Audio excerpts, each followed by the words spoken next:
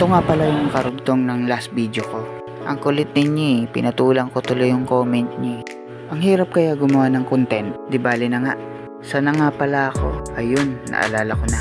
Di ko na patatagalin to. Pasok! Andito nga pala ako sa McDonald's. Pang ika-6 na booking ko sa loob ng 2 oras. Akala ko ready na kasi ang lahat kasi ng fast food, mga McDonald's, Jollibee, fast food dapat yun. Kapit lang naman yung pagdideliveran ko kaya let's go!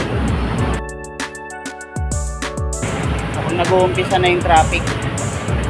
Maganda talaga nag-i-start sa umaga kasi hindi maaraw, wala gaanong traffic at wala gaanong kakompetensyang grab bikers. Kaya sa umaga ang lakas talaga ng booking.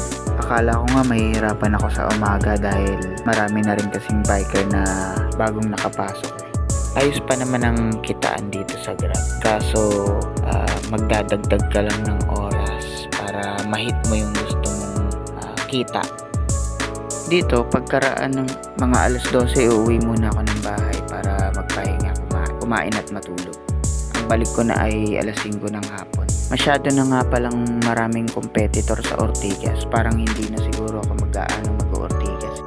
Ito na ako sa Claire North na pagdideliveran. Wala po itong ending. Ang ending nito pag matanda na ako.